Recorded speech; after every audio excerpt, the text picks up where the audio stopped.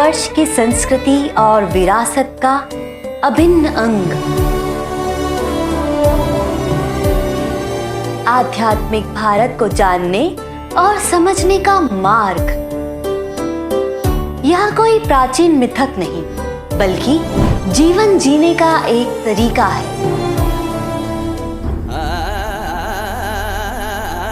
ये है योग। संस्कृत के युज से उत्पन्न हुआ यह शब्द व्यवहारिक स्तर पर शरीर, मन और भावनाओं में तालमेल बनाने की एक साधना है, तो वहीं आध्यात्मिक स्तर पर इसका अर्थ है एकीकृत होना, यानी आत्मा का परमात्मा से जुड़ना। इतिहास के पन्नों पर गड़ी विरासत। योगेन चित्तस्य पदेन वाचां मलं शरीरस्य च वैद्यकेन योपाकरोतं प्रवरं मुनीनां पतञ्जलिं प्राञ्जलिरानतोऽस्मि।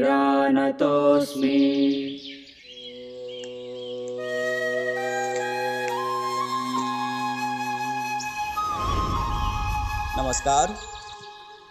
कुछ आसन और प्राणायाम को केवल योग नहीं कहा जा सकता।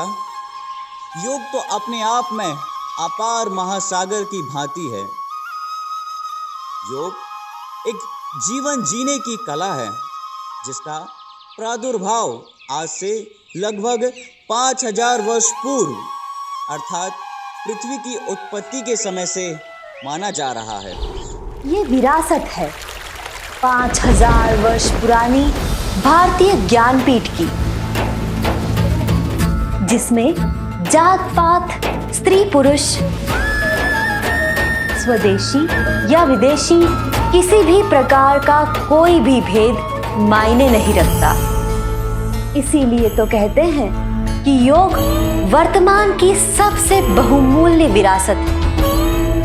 यही विश्व को भारत का दिया अतुलनीय उपहार है।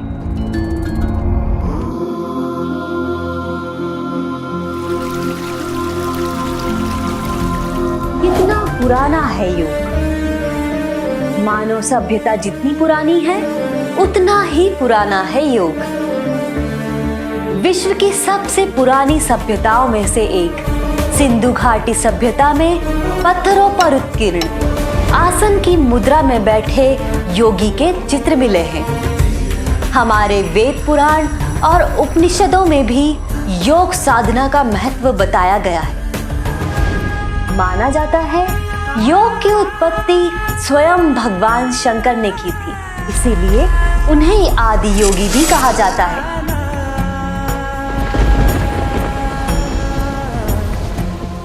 योग के अभ्यास से सामाजिक तथा व्यक्तिगत आचरण में सुधार आता है।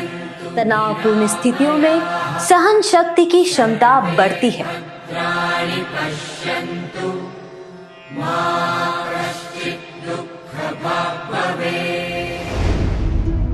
श्रीमद् भागवत गीता में श्री कृष्ण भी अर्जुन को योग का महत्व समझाते हुए कहते हैं, बुद्धि युक्तो जहाति ह उभे सुकृत दुष्कृते तस्माद् योगाय युज्यस्व योगः कर्मसु कौशलम्। बुद्धि योग की शरण में आने से बिना फल के काम करने वाला इसी दुनिया में पाप पुण्य से मुक्त हो जाता है। अतः तुम योग से युक्त हो जाओ, क्योंकि योग ही कर्मों में कुशलता है। प्राचीन काल से हमारे ऋषि मुनियों ने योग को चिकित्सा पद्धति का दर्जा देते हुए इससे अनगिनत असाध्य रोगों का उपचार किया है।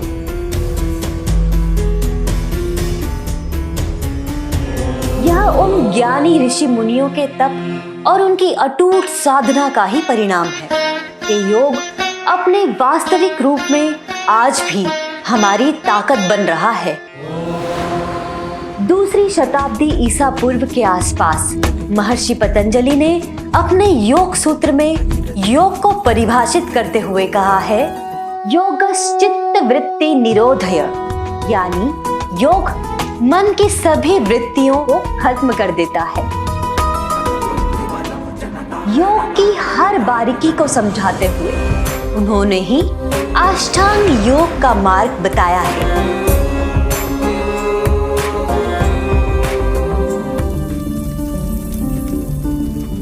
सिद्ध योगियों ने कठोर तप और मन की संपूर्ण एकाग्रता से हमारे शरीर में मौजूद 7 चक्रों को साधकर कुंडलिनी जागृत की है और आध्यात्मिक ऊंचाइयों को पाया है।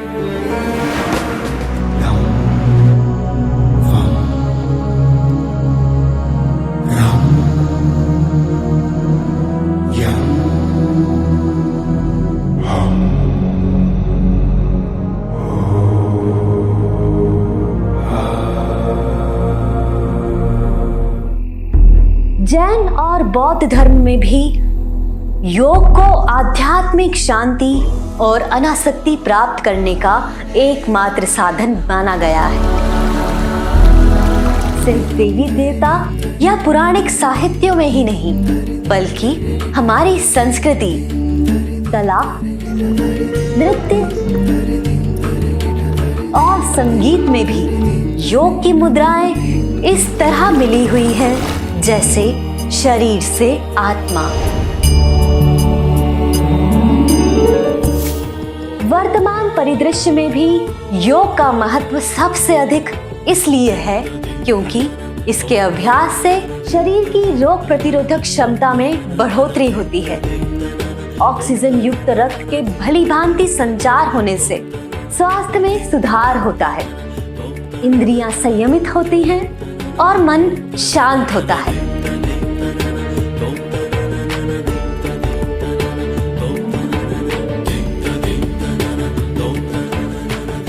ये अगर जिंदगी में रहे तो हर स्थिति का सामना करने की हिम्मत बनी रहती है। तो योग करें, निरोग रहें। हर बीमारी का इलाज योग से संभव है।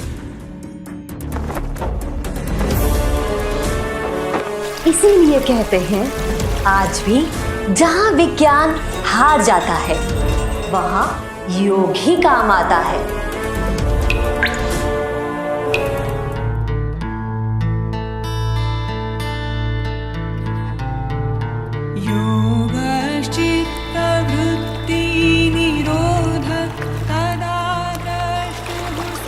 इतिहास के पन्नों से खोज कर लाएंगे एक और विरासत। मिलते हैं अगले अध्याय में। आइए योग करते हैं। जगज्जालपालं खचत्कण्ठमालं शरच्चन्द्रबालं महादैत्यकालं नभो नीलकायं दुरावारमायं सुप